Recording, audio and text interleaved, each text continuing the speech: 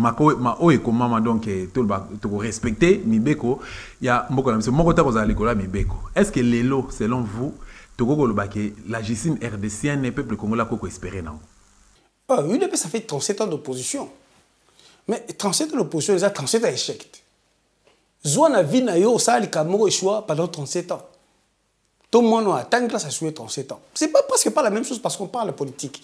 Mais tout le monde UDP par rapport à ses sources. Comment ça a été bateau va créer UDP? Bango news ba bateau ba utana impère. Basana Mobutu. Et pour la plupart, baza bateau on dit comme ça Mobutu dictateur. Tout le monde est Tshisekedi. Il y a ce pouvoir presque au premier instant ou premières années dans Mobutu. Il y a ça comme les a cité comme complice assassinat Lumumba.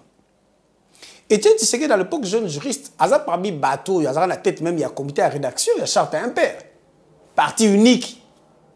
Toujours Mobutu dans l'éternité du pouvoir.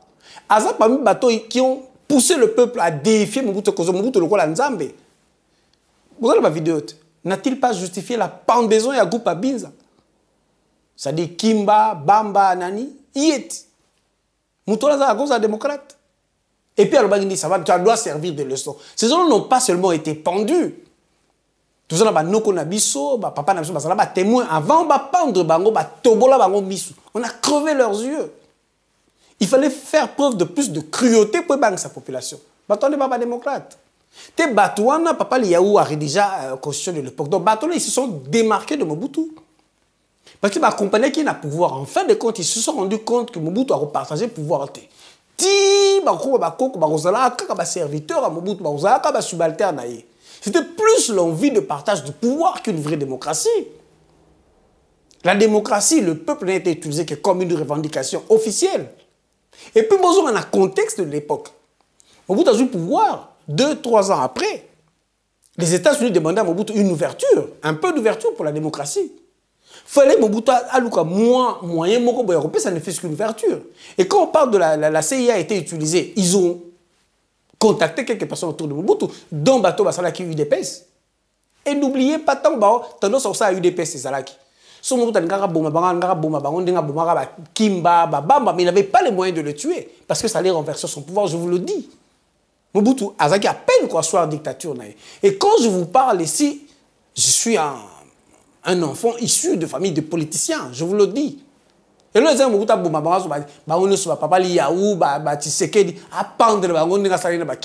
qu'est-ce qui manquait? Parce que pourquoi n'a-t-il pas fait? Pour deux raisons. D'abord, la pression américaine de cette ouverture, sinon on va renverser. Et puis, autre chose, l'UDPS à l'époque était composé de vrais et de faux opposants. C'est-à-dire, Bato Bazaki révolté comme Papa Liaou avec ce qu'ils ont fait. Des faux opposants comme M. Etienne Tshisekedi. Parce qu'il y a accompagné la criminalité, il y a le Mumba, la pendaison. Ce que vous avez images des documentaires, c'est après la pendaison. Donc, à l'interne, il y avait des gens qui devaient surveiller les autres. Et ça a assuré Mobutu. Voilà pourquoi quand il y avait problème avec l'UDPS, Mobutu devait s'en prendre d'abord à Etienne Tshisekedi. Parce que c'était son ami. Et il n'y avait pas que la CIA. Il y avait le CNS, le Conseil national de sécurité. Si je vous cite un nom. Papa Edo.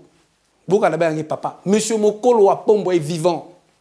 Ceux qui moyens ali Dosta, Lukaye, ça l'émission Papa Edo Mokolo Apombo. Tout n'a eu création à UDPS. Est-ce que c'est qui m'a opposant quand il y a une opposition, il y avait l'influence des États-Unis, tout il y avait aussi l'influence des CNS. Mais bateau va outil la dictature, quand ça va démocrate, il y avait des germes de dictature en eux. Pourquoi tout a progressé? Bobundi, regardez. UDPS et puis il remarquait autre chose. Etienne Tshisekedi n'a jamais été président de l'UDPS. Bazoluka démocratie, Bazoluka ti Mobutu a sali en fait multipartisme a libéré Ango. Etienne Tshisekedi n'avait jamais été président de l'UDPS. Et chaque fois l'UDPS a poursuivi Mobutu a poursuivi l'UDPS, Etienne Tshisekedi a nommé premier ministre pour Nani. Il ne pouvait jamais être président de la République. Pourquoi? Pourquoi? Surtout le charisme, la popularité, il l'avait. Pourquoi? Et il ne pouvait jamais inquiéter son ami Mobutu. Et remarquez avec le temps, quand est-ce que Etienne Tshisekedi s'est présenté candidat? Après combien d'années? Tango Batros Bitumba, Koufi, Basili, UDPS et Panzani, il y a comme candidat. Et puis il y a comme candidat, on dit Botala Binomongo 2006, pendant que ça bardait, les seigneurs de guerre rwandais se partager le pouvoir, témoin de Kabila, changer la constitution. Comment candidat pour soutenir l'OT, en guerre, le pays est agressé. À part qui? Par les Rwandais, d'autres candidats. Et pourtant, tu tiens qui au thème, il y a des Congolais, tu tiens à libérer. Pourquoi on dit que pourquoi? Et tant que comme candidat en 2011, 2011 à 2006, qu'est-ce qui avait changé? Mais remarquez aussi que la progression a toujours le bébé Mobutu, lobby yako yambaye, le bakio solola, lobby boyenaboy. Mais tango Laurent Désiré Kabila à côté, aki mutali bosso ya okende se plaindre, oyena ba Rwandais. Oui, mais mutaza na moyen ta ça ni après quelque temps. Depuis que Joseph Kabila a pouvoir, qu'est-ce que Tshisekedi a fait Etienne Tshisekedi? Il s'est tué. Par contre, et les moments où tu as tango a tiki Joseph Kabila tranquille. Yé a tini mutunaï Moubaki. N'a toujours faufi Moubaki boyamba yaïb ça soit là où ça ani na Rwanda. Et tu as envoyé spécial Tshisekedi avant na Rwanda pendant 2 ans. Tu sais que tu as premier ministre, même si tu as premier ministre. À quoi on nomme ambassadeur, c'est le chef d'État qui nomme. Ce que yé Moubaki batinda ka envoyé spécial au Rwanda en tant que qui était Etienne Tshisekedi? Un simple opposant. Même pas opposant parce qu'il parlait plus. Bobo Sanate, quand le même Etienne Tshisekedi, tant que après, il est allé passer les troupes rwandais de CNDP de Kounda en revue. Donc, Rwandais, pas au tambour devant les troupes rwandais. À tambour, il y a des troupes en revue en tant que chef de l'État ou Premier ministre. Donc, c'est pour vous dire que l'UDPS, ils ont déjà parti très tôt, depuis très longtemps. Sauf que le peuple s'est éveillé. Avec le temps, l'enti, obscurité, et l'homme avec le temps. Et puis, comme pouvoir, comment voulez-vous, quand ça, 37 ans d'opposition, aux autres l'état de droit, ça va droit d'abord. Sauf que tu as la vie, Etienne Tshisekedi, tu as Mobutu corruption, qu'est-ce que tu as Etienne Tshisekedi, ils ont limité, ils ont limité, à ce moment, on a un bon aso angundi na organisation aso ngonda kwa Zaire aso banda kwa impère avant na kunandengeni oh justice état de droit qui dans la bosolo état bolé malamu il ko yaisa yo il ko l'état so comment te lo ko l'état yo commission yo kasi ça peut détournement parce que pas to kangama donc l'UDPS ezaki parti bo zo tamba na bosolo te voilà pourquoi ba panzana qui entre bango et pour les gens qui ne savent pas tant ba panzana kasi ba pot de 20 compte pour ne pas aller et pour ne pas aller très loin. Et voilà, on n'attend rien d'eux. Aujourd'hui, les fils sont au pouvoir. Surtout qu'un fils a le pouvoir en dengeni. Surtout l'histoire ba banda ko solo na pouvoir au banda kala ba mona na ka bakuta na ka toloba yango. To mona ki to sa ba marcha ba to de pesa ba kenda Rwanda. Dabi vient Moubaka ça 2 ans na Rwanda. Que là ça nine na Rwanda. Pendant que le Rwanda a agressé, tué les Congolais. Vient Moubaka na za direct na yo. Vient follow ba clairement que là ça nine na Rwanda. Vous avez le pouvoir te tu sais que la président, ok, là, ça, vous avez ambassadeur en Rwanda. Vous avez Rwanda, Vandagi, Nani, Nandaku, qui paye cet argent? Qui paye le loyer? Où tu habitais? Tu faisais quoi? Voilà les questions qu'il faut poser à l'UDPS. Et moi, naïe, à ce pouvoir, na Kosola, na Rwandais, na Museveni, na Kobenga Kabila partenaire. Et il est là. Quelle relation fait Tshisekedi? Quelle relation l'UDPS avec le Rwanda? Et cette histoire, moi, quand Malembe, pour calmer Bango, pour adoucir Bango, pouvoir. D'abord, il devait accompagner tout le pouvoir de Rwandais, y compris les décideurs, pour pas ça. Et tant que tu as posé candidature, les décideurs ont dit. Donc il y a 20 décideurs. Les décideurs, ce sont les Occidentaux, ce sont les Belges, ce sont les Américains. Donc c'était leur élément à voir qu'il y a Moko. Donc il n'était pas parti par souci du peuple congolais. Au service des décideurs. Bon, changement. Je suis désolé, changement, oui, tu as UDPS. UDPS, ça va être occupant. Pour ça, il y a occupation. Voilà, peuple congolais a qui moins espoir tant où lors il y a procès entre guillemets à 100 jours, tant on va condamner Vital Kamerhe, président national à INC, tant on va kangi Willy Bakonga, tant on va kangi Docteur Eteni, Bakangi Jamal et autres. Mais le modèle au bango bazo ko bimena na prison, tout le lengo bazo ko blanchir bango, alors peuple a comme se poser la question. Est-ce que ndeko Zeble Congo koko sala un commentaire à propos? Justice, tu état de droit, bien mon caméra, il va y avoir un libéré. Bateau se bat en bon, azar la bolquate, bateau se bat comme ministre. Et pourtant, tu le déjà qu'à la caméra, soit à Ibagimbo, soit à Ibagimbo. Mais caméra avec dire qu'à une tâche administrative. Mouton est responsable de la position, ils ont moto bien bien chef de l'État. Caméra a un rôle politique. Comment caméra va piloter le projet? Comment bon comment on a caméra? Même si, et comment on a vous savez qu'avant projet à 100 jours, Caméra a un dossier à 15 millions, ou à Fundama qui d'abord détourné 15 millions. Non, on a justifié avec 15 millions les COP. Car président Nabino a évité la différence entre rétrocommission et rétrocession. Et parce que la rétrocommission COP a évité la rétrocommission, c'est un crime. C'est un crime économique, c'est un crime financier. Punissable par la loi. Bon projet à 100 jours, il y a 57 millions. Il y a un président, il y a un ministre. Et puis le ministre de la Finance peut faire parce que après le chef de l'État, le ministre de la Finance sur un rapport à contester, mais on est à la décaisser. Et puis justice à Kangié, il faut que c'est 150 millions. C'est combien? Quelques mois après, il y a un problème de santé. Le problème de santé, il y a moi au destin d'habillement. Est-ce que vous avez un hôpital où vous avez interné pour le problème de santé? Parce qu'on a un hôpital. Parce que santé et après, et comme une liberté provisoire. Et si on bon on a biso. Parce qu'on a 13 ans, on a bon on a biso, on a Jamal. Parce que marchand au pays Jamal, ils ont copie, il y a caméra, na Jamal, na neveu. Si on a mis caméra, il s'appelle Jamal. Tout est quand tu es innocent. Si on est innocent, c'est quand c'est millions Jamal est mort, n'a pas Jamal marché.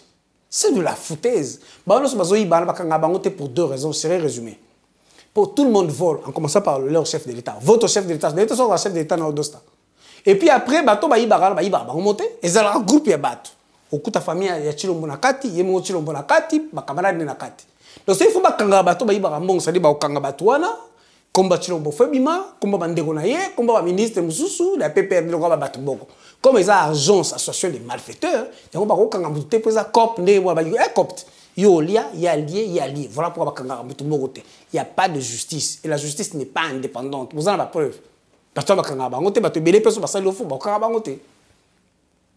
Voilà ce que je veux te dire. En résumé, l'Union pour la démocratie et le progrès social, la télémine social, socialiste, qu'il faut pouvoir, le peuple d'abord, depuis des années, qu'il faut pouvoir. On a tamasango lokola ba kayansa bolia so carton so na 10 dollars bolia ba Thomson ou a mis sur rouge et marché tout ça, mais au jour d'aujourd'hui peuple congolais est victime yanzala transport passe courant maï ezala raté soins médicaux n'en parlons pas et éducation et koufa et pourtant action ya liboso au Félix à Bradaki et pas peuple congolais ou toujours bien les deux acquis hypocrisie et acquis likamba gratuité d'enseignement de base. Zeble Congo, qu'est-ce qu'il faut faire ou nini ba congolais ba sengeli ko sala na moya lelo pour na koluka ko améliorer social ya bayi Congo démocratique. Bon le peuple d'abord on décolanga dosta, on dit qu'ils a slogan. On a démontré na question précédente au monde qui bateau to côté la bangoté. Et là on a besoin de prouver que le peuple a d'abord priorité na bangoté, baye ba weli projet 100 jours. Projet 100 jours ça projet au bateau PPRD, bateau Kabila bateau ba weli li ba misibso apparemment 488 millions. Mais d'après ma source dans ma lecture, bon et belé. Le peuple a bénéficié d'un 488 millions, bah ça les dit. Bah d'autres dans nos benari bah saut de mouton. Bah ça les cas 5 sur 9 et le reste. Et là on va bah atteindre qu'on a dosta. Total il n'a procès à caméra. Bah procès sur 4 projets. Mais projet 100 jours ils ont 400 projets. Donc il y a 396 projets où bah sambisité mbongo et bimi sur 488 millions. Ce qu'on a avec mbongo. Peuple d'abord à Zawapi. Parce que quand tu as posé wana, yo moni ndeko na biso mwa sa ke mission à tuni bangote. Hôpital ni batoni moko kaka. Mais ce hôtel quand tu as posé wana kasi ba projet exact une vingtaine d'hôpitaux. Nzela nini tilo batongi. A créé combien d'emplois? Si ko ba salaire ba to matandenge ni so ba bazana emploi, te ba industrie ni ya sali. Et puis en même temps, est-ce que sécurité zongi pour ne que tu as état de siège ou des rataraté? Si tu as tout ça à bilan, attends, yo mo ndeko, tambu sa ta micro la peuple congolais. Na, tu as 4 ans, mais l'élection l'année prochaine, tu retenir ni. Non, peuple ça n'est slogan, peuple ça n'est concept, on utilise, il y a rien et il y aura jamais rien à battre. Et puis ba monde bazala conscient parce que son moni conseiller chef de l'état, ministre, bazo ko lobaté, président Blanc Saline 4 ans, atel loko moko, ozuma ba solo. Na baki na yo ndeko dosta, basa bata mabuma. Bata photo kanga bango misuto tient asile de fou.